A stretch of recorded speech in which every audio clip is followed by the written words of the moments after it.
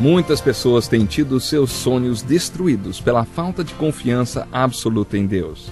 A Bíblia está repleta de exemplos de grandes sonhos cumpridos para a glória de Deus. Encontro com a Palavra é um programa escrito pelo Dr. Dick Woodward e narrado por Pastor Edson Bruno. Ouça e descubra verdades que lhe ajudarão no seu dia a dia. Com você, Pastor Edson Bruno.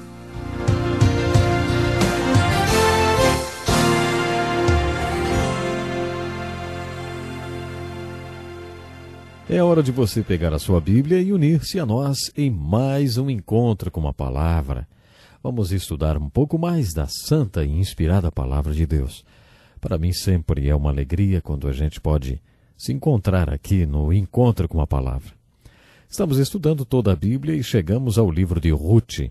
Se você estiver com a sua Bíblia, abra no 8º livro, o livro de Ruth.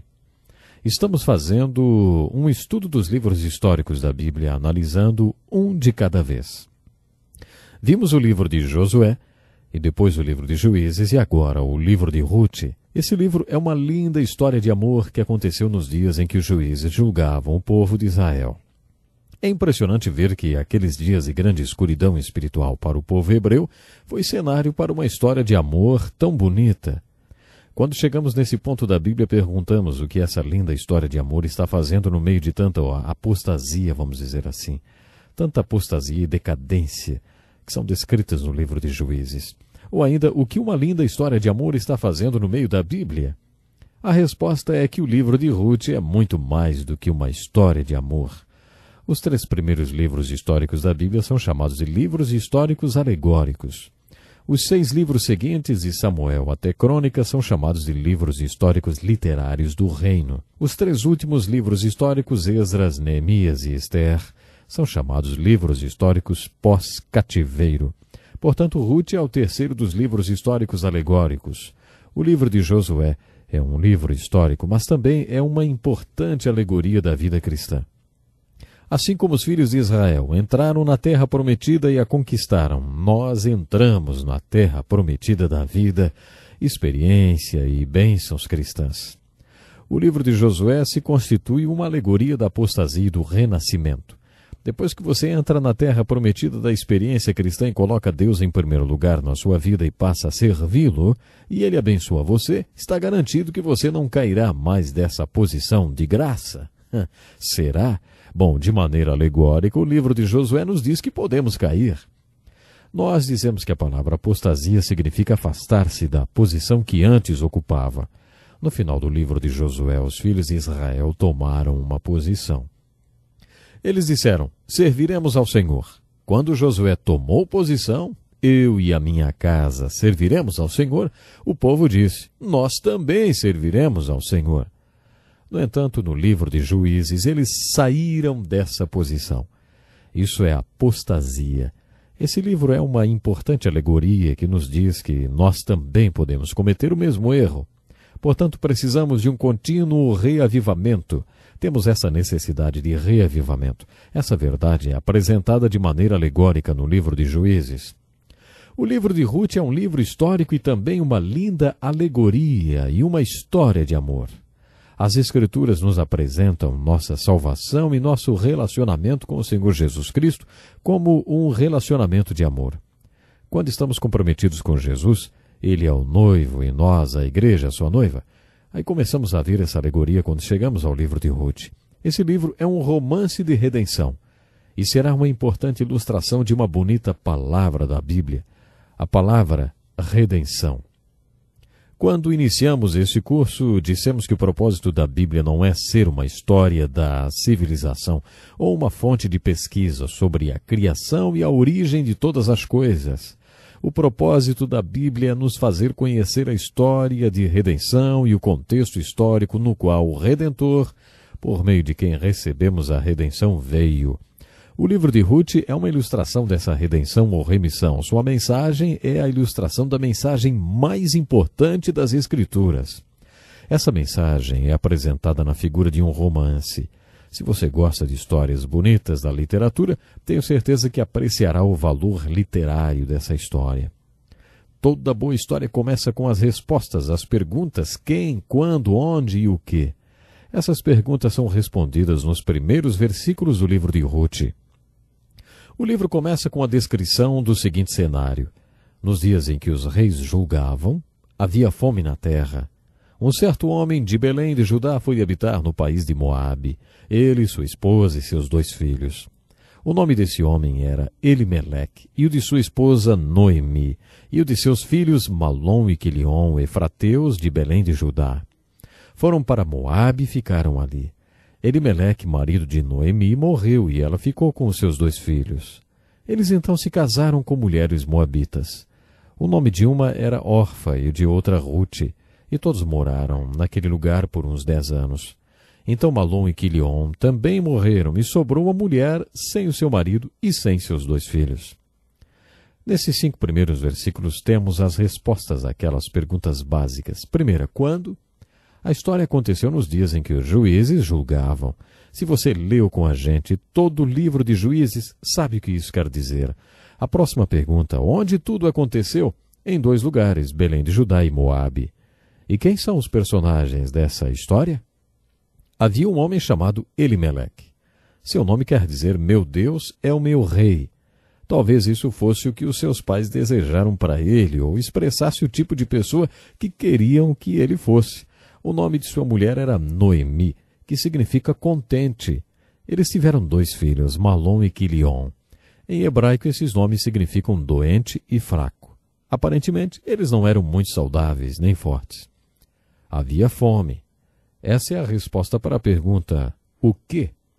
Havia fome em Belém de Judá, que significa terra do pão e do louvor. Quando chegou a fome, essa família, Elimeleque, Noemi, seus 2 filhos, Malom e Quilion, desceram para Moabe. Moabe aqui tem a mesma conotação que o Egito tem na Bíblia. O Egito é a figura do mundo e da nossa escravidão do pecado. Possui uma conotação negativa devido à escravidão do povo hebreu naquela terra. Os filhos de Israel não podiam viver lá, muito menos podiam se casar com uma moabita. Mas quando veio a fome, essa família foi para Moabe.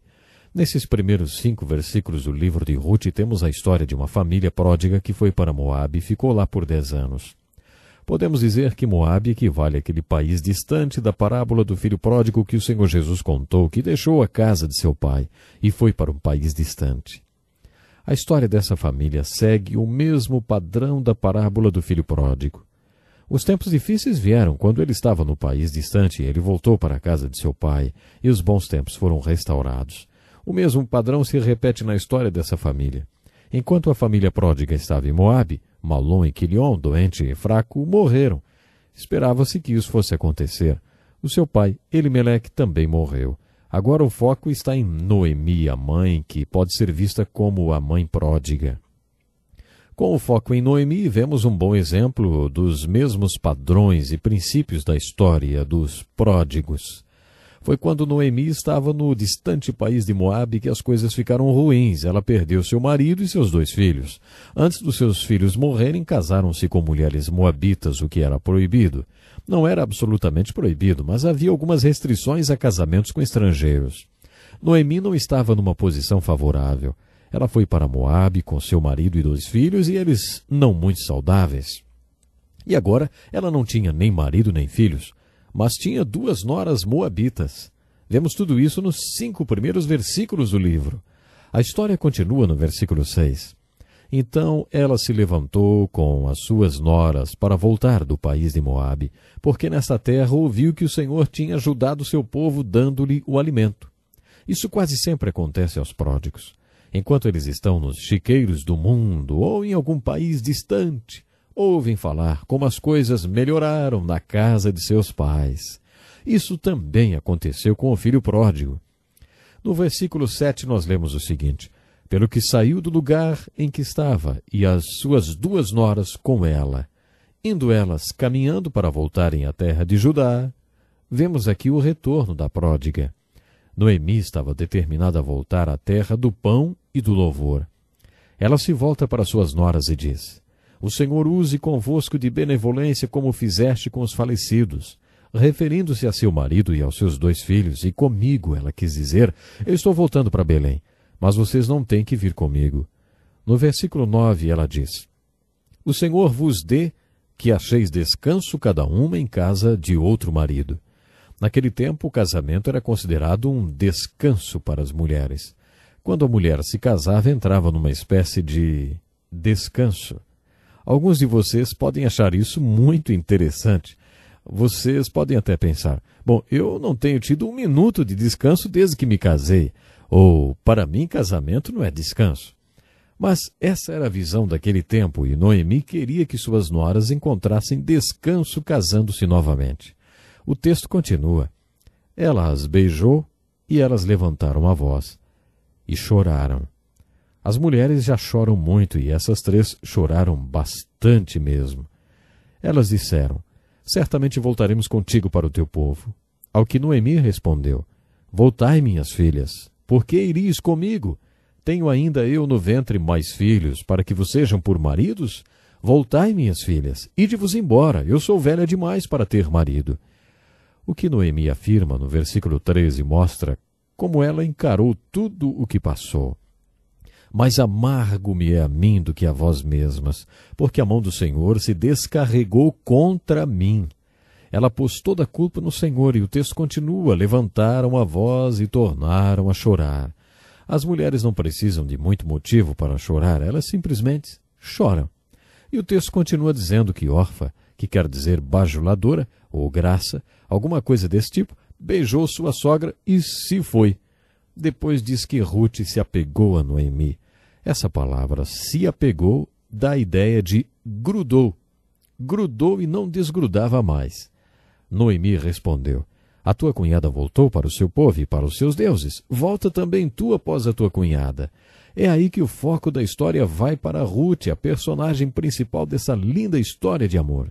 No versículo 16, Ruth diz: Não me instes para que te deixe e me obrigue a não seguir-te. Aonde quer que fores, irei, e onde quer que pousares, ali pousarei.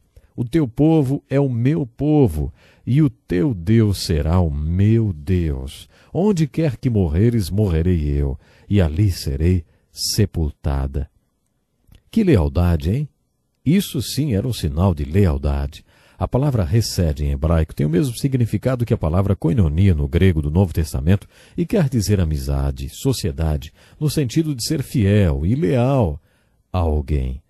Hesed é uma promessa de lealdade. Ruth deu um bonito exemplo quando prometeu lealdade a Noemi. Acredito haver uma certa ironia nas Escrituras, porque às vezes há certas afirmações que chegam a ser engraçadas.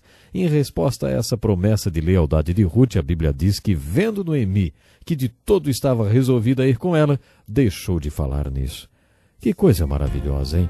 Isso é uma verdadeira lealdade. Bom, mas o nosso tempo hoje acabou. Eu convido você a esteja comigo no próximo programa. Até lá. Que lição importantíssima. Obrigado, pastor Edson Bruno. Prezado ouvinte, coloque em prática o que você ouviu aqui. Sem dúvida, sua vida será grandemente abençoada. Este é um estudo escrito pelo Dr. Dick Woodward, na voz do pastor Edson Bruno. Escreva-nos e solicite o material. Nosso endereço é Encontro com a Palavra, Caixa Postal 2011, CEP 89201-970, Joinville, Santa Catarina. Até o nosso próximo encontro com a Palavra.